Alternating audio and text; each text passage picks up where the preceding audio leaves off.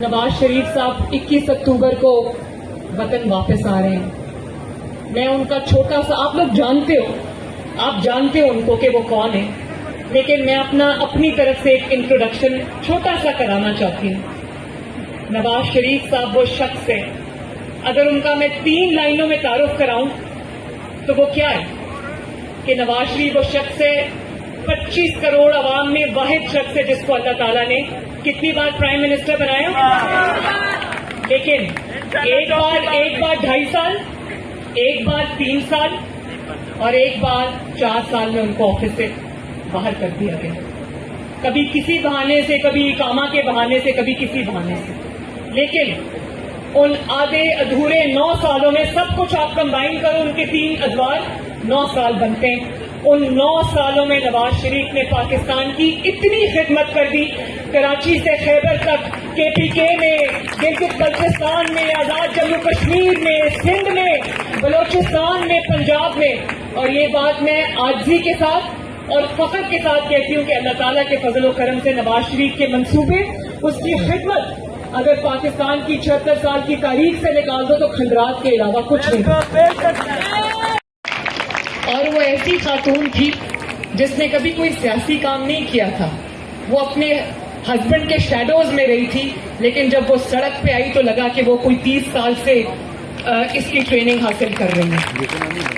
और मैं भी उसी घर से हूँ, मेरे वालिद भी मेरे लिए बहुत प्रोटेक्टिव है, मैं आप सबसे ये बात करना चाहती हूँ। लेकिन छोटा छोटा आहिस्ता आहिस्ता करके मैंने अपने वालिद की उनको असिस्ट करना शुरू किया आज से 10-15 साल पहले। तो आज ये देख ले मैं आपके सामने खड़ी हूँ। और फिर मेरे वालिद इस काम को देख के ये मजबूर हुए, उन्होंने कहा कि नहीं मरियम आप आओ और मेरे साथ काम करो। और बच्चों, मेरे लिए ये रास्ता आसान नहीं था, ये कोई बेड ऑफ रोजेस भी नहीं था। मैं एक सच्ची बात है कि नाजो नाम में, आसाइश में पली हुई इंसान थी, और मैं अल्लाह ने मुझे हिम्मत दी, मैं 5-5 महीने डेथ सेल्स में रहकर आई। और किसी और ने साथ दिया ना दिया, मैं अपने वालिद का उनके मुश्किल वक्त में मैंने साथ नहीं छोड़ा। और मैंने ये कहा था कि जो लोग मुझे आपकी कमजोरी बनाना चाहते हैं वो इंशाअल्लाह ताला देखेंगे कि अल्लाह ताला मुझे आपकी ताकत बनाएगा। और 200 के करीब मैंने पेशियां बेगुनाह होते हुए भुगती अपने वालिद के साथ। जब हम अडियाला में, मैं अपनी वालदा को छोड़ के आई, वो डेथ बेड पे थी, तब मैं बच्चियों से खुसूसी तौर पे मुखातिब हूँ। तो मेरे वालिद को लगा कि पता नहीं इसको आदत नहीं है, तो ये जून जुलाई का महीना था, कहर की गर्मी थी, बिल्कुल ऐसे लगता था कि वो जो सेल है, क्योंकि उसमें एक छोटा सा पंखा था, वो भी 8-10 घंटे बंद रहता था, तो उनको लगता था कि शायद ये बर्दाश्त न कर सके। तो उन्होंने 2-3 दिन तो मुझे कहा बेटा हौसला करना, घबराना नहीं। फिर उन्होंने देख लिया कि अल्हम्दुलिल्लाह ये घबराती नहीं, तो फिर उन्होंने मुझे कभी कहा भी नहीं। उनकी नजरों के सामने से मुझे कोट लखपत जेल से गिरफ्तार किया, उनकी आंखों में आंसू थे, लेकिन उन्होंने कहा बेटा घबराना नहीं। और फिर कोट लखपत जेल में डेथ सेल में 24/7 सॉलिटरी कन्फाइनमेंट। सॉलिटरी कन्फाइनमेंट ये होती है जब आप 24 घंटे लॉक्ड रहते हो, आपसे बात करने वाला कोई नहीं होता।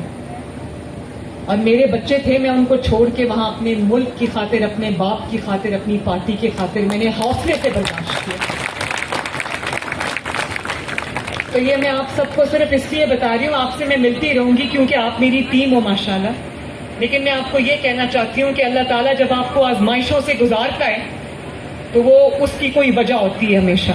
किसी दिन मैं रोई नहीं, किसी दिन मैं घबराई नहीं। एक जज आया करते थे हमारा सेल, मेरे सेल में भी आते थे, वो डेथ सेल था, उसमें बाथरूम और कमरा इकट्ठा ही था। तो जब मैं नमाज पढ़ती थी मुझे ये पता नहीं चलता था कि मैं कमरे में नमाज पढ़ी हूँ या बाथरूम में नमाज पढ़ी। जेल की दाल रोटी मैंने खाई, 3 वक्त वहां पर दाल होती थी, और तब से मुझे दाल बहुत अच्छी लगने लगी। मैंने कभी किसी को नहीं कहा कि मुझे चिकन चाहिए या मुझे गोश्त चाहिए या मुझे देसी चिकन चाहिए, मैंने कभी किसी को नहीं कहा। और वो मेरे पास आए कि भाई आप टैक्स पेयर हो तो आपको B क्लास मिल सकती है, तो आप लिख के दे दें, आपको B क्लास मिल जाएगी। तो मैंने कहा कि मैं क्यों लिख के दूं, اگر بی کلاس آپ کے جیل کے اصولوں کے تحت ملتی ہے تو آپ خود دیں. انہوں نے کہا نہیں آپ کی درخواست جائے گی سائن ہوگا. میں نے کہا مجھے بی کلاس نہیں چاہیے, میں اس گرمی میں رہ لوں گی لیکن میں آپ کو درخواست نہیں دوں گی.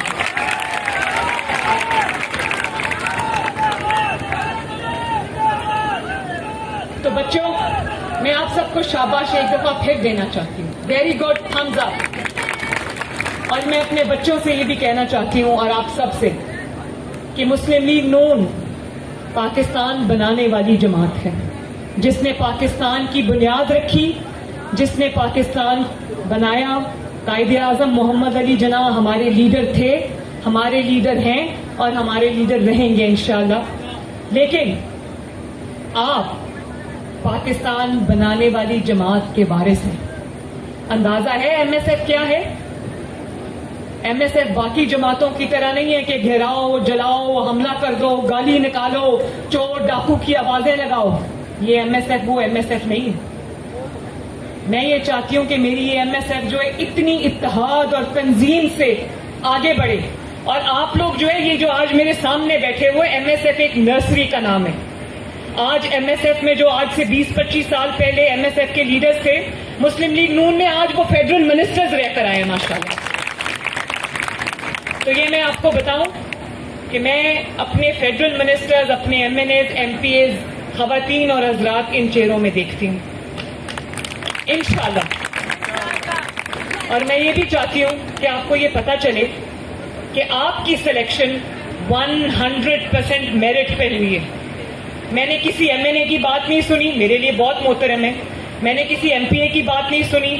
میں نے ہر جگہ خود انٹرویو کیا ہے تاکہ مجھے کوئی سفارشی نظر نہ آئے. اور مجھے خوشی ہے کہ آج میرے سامنے سب نئے چہرے بیٹھے جن کا پولیٹیکل خانوادوں سے, خاندانوں سے کوئی تعلق نہیں ہے. کیونکہ سیاست آپ کا بھی حق ہے, پاکستان کی فیصلہ سازی آپ کا بھی حق ہے, پاکستان کا فیوچر آپ کے ہاتھوں میں, اور میں یہ آپ کے ہاتھوں میں دے کر جانا چاہتی ہوں انشاءاللہ. ابھی رانا نے بالکل ٹھیک یہ بات کہی کہ میں نے خود ڈسٹرکٹ کے پریزیڈنٹس کے اور جنرل سیکرٹریز کے انٹرویو 5 گھنٹے نان سٹاپ میں نے اسی آفس میں انٹرویوز کیے.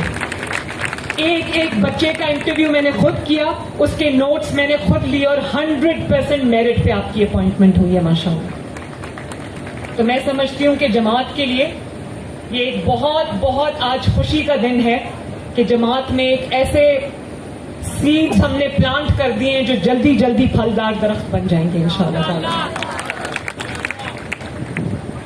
اور ایم این ایس نے رات کو جب میرے والد نے رات کو جب لسٹ مجھے رانا نے فارورڈ کی, اور 37 ڈسٹرکٹس کی لسٹ تھی, ہر ڈسٹرکٹ میں ہماری کیبنٹ بن گئی ہے ماشاءاللہ. تو میاں صاحب نے مجھے واپس واٹس ایپ کیا, انہوں نے کہا بیٹا یہ اتنی بڑا کام ہوا کیسے؟